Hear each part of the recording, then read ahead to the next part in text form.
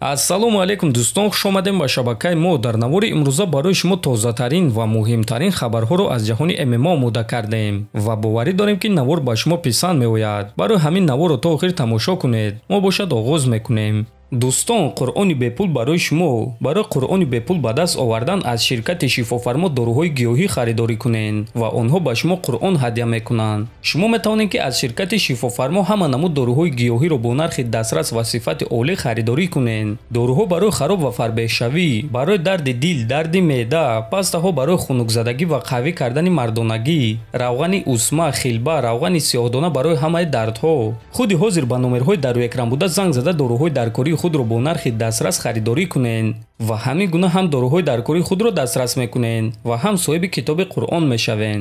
чемпиони вазни 61 кг UFC Шон Омели оиди анонси муҳорибааш зидди Марлон Вера фикрашро баён кард. ман ягон вақт ба монанди ҳозир аз муҳориба ин қадар дар ҳаяҷон набудум. баъди якум муҳорибаи мо ҳама мегуфтанд ки ту бояд реванш гузаронӣ. аммо дар ҷавоб мегуфтум ки реванш ҳамон вақте мешавад ки худи ман чизро мехоҳам. дар вақту соати даркорӣ ҳамон вақт ман Марлон Вераро ба муҳориба даъват мекунам ва реванши худро мегирам ва ҳозир ана ҳамон вақту соати даркорӣ расид.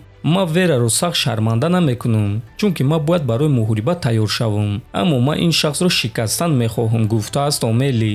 хотиррасон мекунем ки Шон Омели ва Марлон Вера аллакай як маротиба вохӯрда буданд ва дар ҳамон муҳориба Вера бо тариқи нокаути техникӣ ғолиб шуда буд ва ҳамон мағлубият ягона мағлубият дар карьераи Омели аст. лекин бояд қайд кард ки дар ҳамон муҳориба дар вақти муҳориба пои Омели осеб гирифт ва ӯ хуб ҳаракат карда наметавонист. а Вера боша аз ин чиз истифода бурда ӯро шикаст дода буд. акнун онҳо дар турнири UFC 299 реванш мегузаронанд ва реванши онҳо барои камарбанд хоҳад шуд. дӯстон, чӣ гуна ки аз навори гузаштаи мо медонед Ислам Махачев якум рақами 5 шуд ва ҳозир мо ба шумо реаксияи Ҳабиб Нурмагомедов ва Конор Макгрегорро дар ин дастоварти Махачев пешкаш мекунем ва оғоз мекунем аз Конор Макгрегор.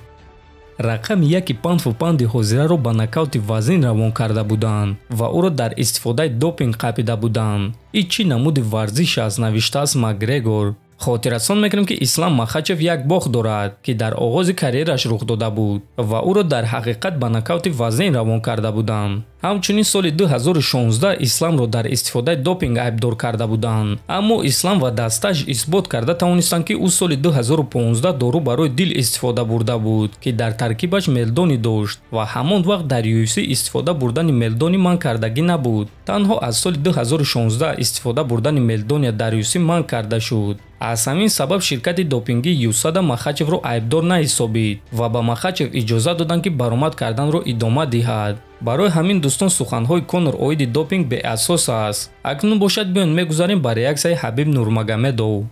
ин воқеаи беназир аст. вақте ки ду ҷанговареро ки аз кӯдакӣ як мураббӣ омӯзондааст дар як шаҳр дар як толор муддати дароз бар ба бар тамрин карданд ва онҳо дар як вазн дар беҳтарин ташкилоти ҷаҳон UFC чемпион мешаванд ва ҳамчунин ҳар дуяшон беҳтарин ҷанговар новобаста аз вазн мешаванд. ва ба ман бовар кунед, ин ҳолу нуқта нест. Ислам Махачев таърих навиштанро идома медиҳад. алҳамдулилло барои ҳамаи чиз. баъзе вақт бо мо ягон кор рух медиҳад ва мо фикр мекунем ки чунин бузургем. аммо валлоҳи ҳамаи ин санҷиш аз Аллоҳ аст ва як рӯз ҳамаи ин чизҳо нест шуда метавонанд. гӯё ки ягон чиз набуд. ҳама вақт шукргузор бошед ва донед ки ҳамаи кор аз ҷониби Худованд аст. ҳам кори хуб ва ҳам кори нохуб. ҳама чизҳое ки ман дар боло қайд кардам ин фактҳои таърихӣ аст ки дар ин намуди варзиш беназир аст, навиштааст Нурмагомедов. ва дӯстон бояд қайд кард ки худорахматии Абдулманап дар ҳақиқат баъди худ мероси сахт монда дар UFC рекорд гузошт, чунки ӯ ягона мураббӣ дар таърих аст ки ду шогирди ӯ якум рақами 5 шуда тавонистанд.